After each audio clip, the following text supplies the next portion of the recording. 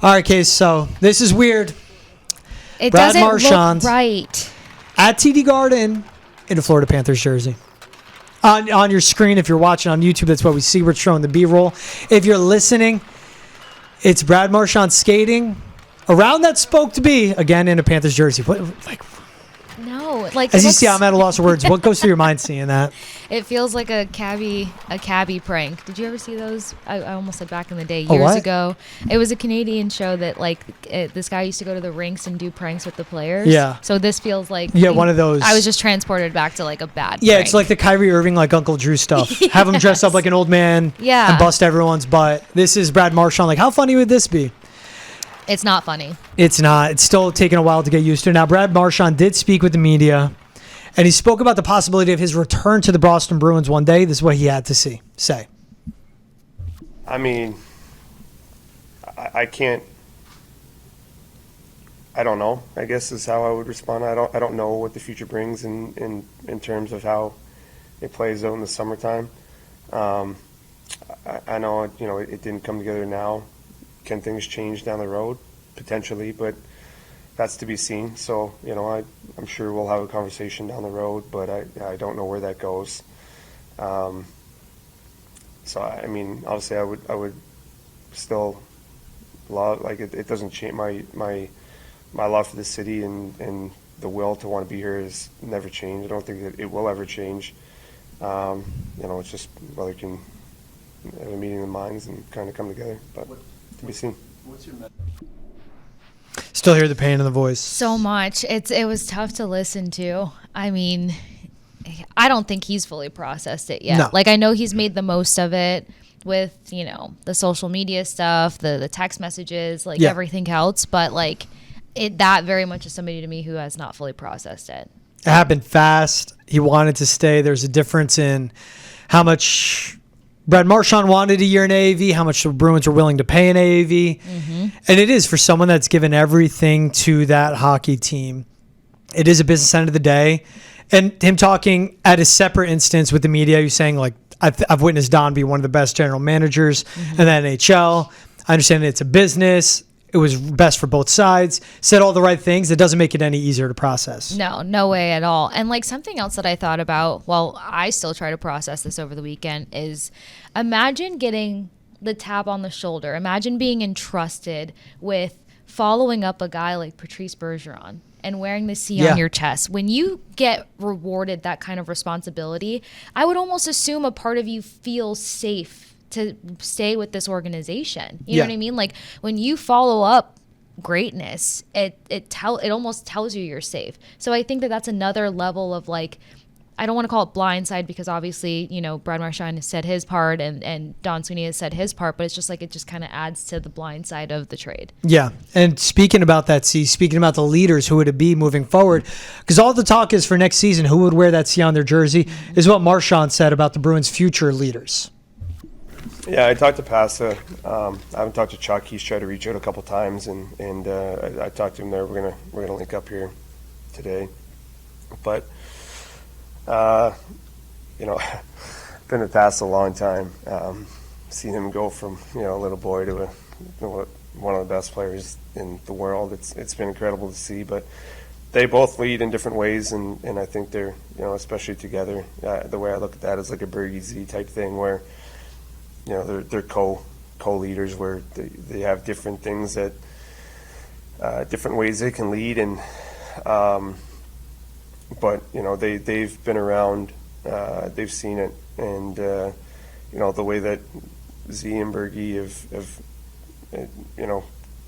built that culture and what's expected every single day. So complete faith in those guys to carry on, that culture and legacy and continue to add to it, not just carry it, but, you got to leave it better than you found it. And that's one thing that especially with the term those guys are on and how young they are, I think they have a great opportunity ahead of them to kind of carve their own path and build a legacy that they're excited about and lead the way that they want to.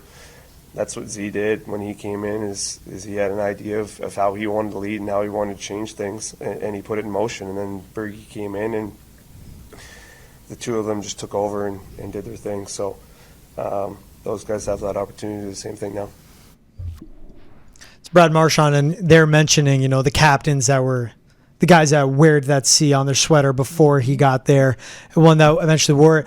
And he points out, like, David Pastrnak joined the Bruins when he was just 18. He's going to be 29 at the start of next season. That's a guy that has the A on his sweater. When he says Chucky, of course, he's talking Charlie McAvoy. And I think the key thing is, like, they lead in different ways, is what he points out. But the big part is of the Zdeno Charas, like he mentioned, the Patrice Bergerons, the David Krejcis, the Brad Marchands, the culture that they established in that dressing room.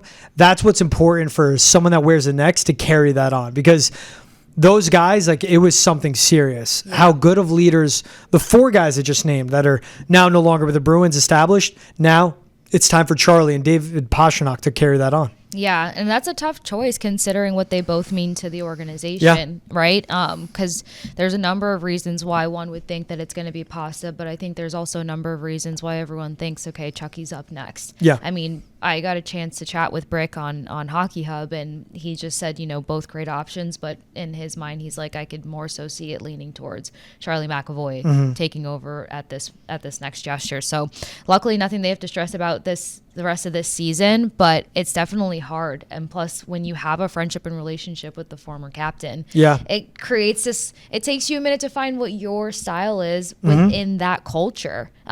Because it's not like, I mean, to my knowledge, that you can't picture Bergeron as like this overly intense, loud voice. Like sometimes, like that's how you identify the Pat Maroons. But you have great captains that know how to speak to the different personalities and the different characteristics in a locker room. That's a unique gift to have.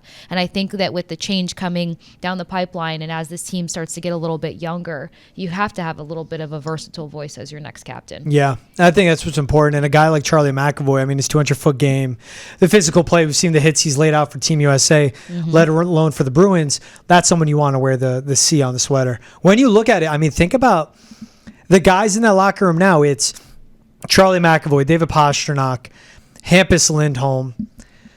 Not everyone I'm saying would wear the C, but there's the Jeremy Swayman, the Pavel Zakas, the Elias Lindholms, the guys that are not just paid, but also experienced vets. And now you're the ones that have to be the leader. When you look at it all, like, who do you think makes the most sense that, in your vision of, like, that's someone I could see wearing the C for the Bees? Ooh, that's tough because you almost want to lean towards somebody who is a little bit more of a veteran presence and, kind of had the years and had moments of a dynamic career. But I think in terms of, you point out something really great with Charlie McAvoy in terms of like his versatility as a defenseman. I feel like he could speak to a number of things when it comes to the play of the game, and that goes to being able to pull out the best in different players and younger players. And like, I think that sometimes having that collegiate experience is also a unique leadership building tool. Not to say that like juniors and USHL and all these other things aren't equally as great, but you have so many leaders in front of you that you learn from as you're going through the collegiate experience to then chase down the NHL. So I think that can kind of help with an angle of being a leader in this locker room. Yeah, that's where I go to too. I think it points to Charlie McAvoy. It's just someone that does it on both ends of the ice, is a tone setter. And I mean, David Pastrnak, with his shot, his ability on the offensive side, is very much a tone setter for this team too. But with Charlie McAvoy, it just seems like everything points in that direction, you know? And I can see it being Charlie Mac with a C, Pasta with an A, maybe a Pavel Zacha or Elias Lindholm with an A as well.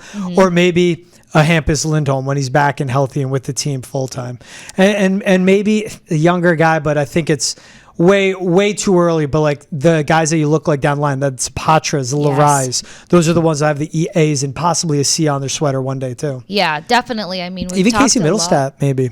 I mean, okay, so I've been a fan of this, and it's hard to talk about it at the time when you lose your captain in an organization. Speak on it now. That's been the expectation for Middlestat's carear. You know what I mean? So, like, considering if this is a good landing spot, if this becomes the right system for him, he's been through a number of coaching changes. He's been through a lot that hasn't given him the opportunity to fully establish his game. I don't know if I'm being overly optimistic here, but I feel like this could be the spot. With the changes that are taking place, I feel like Middlestat has the ability to now solidify his game, and everything that we have seen that's great about his game can really come to life with this Bruins organization. So honestly, wouldn't be surprised. And he stepped up in Colorado when they went through a number of roster changes due to injury. Yep. Their leadership, their veterans were consistently going down and being impacted by injuries, and he was a pretty solid guy in the locker room and for that organization. So I feel like this is a good fit for that. Yeah. And that's a guy, I think he entered the league, he was like 19. I think he was 18. Dude. He was like a end of the season ad, so his true rookie year is 19, but been in the league since 2018, 2019. Yeah. This is his third stop, but as someone that has a good game, can be a good scorer, you want to see him tap back into that like 55, almost 60-point seasons that he had when he was with the Sabres. Yep. But someone that's been in a locker room like the Avs, that is a championship locker room, like has that experience being around those guys, now put his fingerprints on this. Mm-hmm. That's someone where who wears the C is important, but who also wears the A is important as well. Oh, absolutely. Because that's, I forgot who I was talking to about this, but I just remember in my time covering the Lightning, like Stamkos had a very specific style to his leadership, but depending on the tone of the game, depending on if there was like a 3-game skid or they were going through like they couldn't win on the road, it wasn't Steven Stamkos that was waking up that locker room. It was Pat Maroon. Exactly. And when it wasn't Pat Maroon, it was Alex Killorn. So the A is equally as important because depending on what's going on in the season, depending what voice you need banging around in your head, that's where, okay, your captain's your captain, but you need to hear from the alternate right now. Yeah. Like you need to hear from this guy's style. Yeah. So I feel like he could have a presence, but I totally couldn't agree more. The A is equally as important. Exactly. The guys that have that voice in the room. All right, we'll end it with this, Talking Bruins. It's going to be tough to see for the folks listening. You're listening, for the guys and folks watching. This was a photo posted by Sam Bennett on his Instagram story. Him and Brad Marchand side by side. Hockey is such a unique sport. Because you go back 2 years, Sam Bennett sucker punching Brad Marchand, knocking him out, giving him a concussion. Yep. And this one, now they're teammates going for a cup. Still scumbags. Yep. Just couple of them. Just a couple of Throwing them. Kachuk too. It's 3 of them. And that's what the team is. It's 4 lines up front. It's 4 lines on the back end. It would be overload if Kachuk was actually playing right now, and that's what this it's gonna be. Actually happened. Well, I mean, it did actually happen. It's happening. We're watching it. Yeah, that's probably one of the coolest things about hockey. Cool and depressing as a fan. Yes. Yeah. And unique as well, because the guy that you just went, or like previous example, like the Superman punch on the ice at Toronto a couple nights ago or whatever, like that could be your teammate in the drop of a dime. And now you guys got to be cool. Yeah. So it's different. And the social media post when Pat Maroon ended up coming to Boston after being with the Lightning and all the things. So hockey stays unique. It is.